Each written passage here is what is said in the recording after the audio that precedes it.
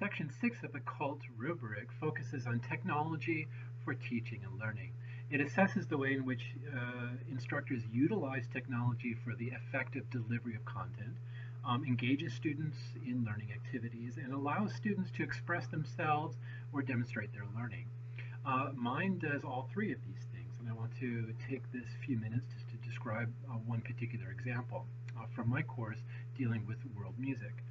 I follow, in terms of delivering content, I follow the traditional route of recording a lecture, but I try to incorporate the interactivity of my on-the-ground lectures, face-to-face lectures, into this new technology of the online class.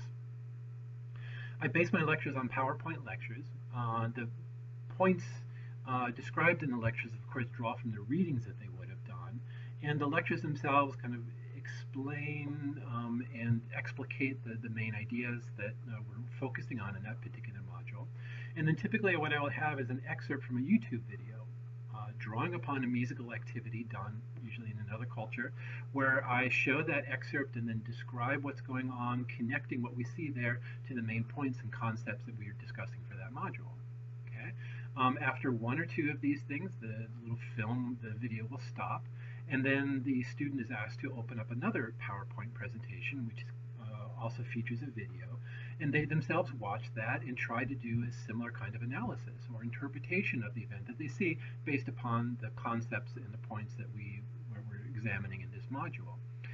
Afterwards, there is a survey or a diagnostic quiz in which they try their hand at this, at answering the questions.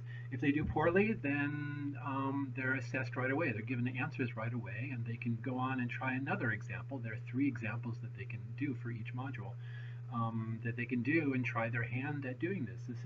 This is the act of engaging the students in learning activities where they can practice what it is they saw me doing in the original lecture. And now, after doing this 3 times, they should get the hang of basically how this works or what the main point is by that time.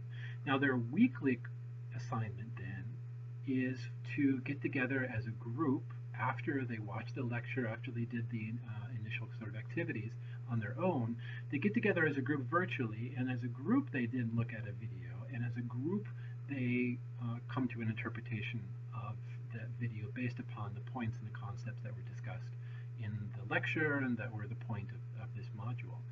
And so then the group then works together as a group to try to come up with this interpretation. They then present it on a discussion board, both to their own students and to me as the instructor. This is thereby allowing them to demonstrate their learning of this. So we've kind of covered all 3 areas here in terms of content delivery, engaging students in learning activities, and also allowing them to demonstrate their learning in a number of different ways, both individually and as a group.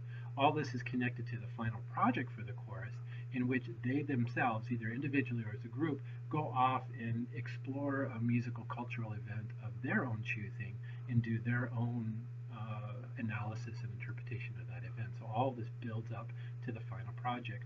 And these things are all possible because of the technologies that we have access to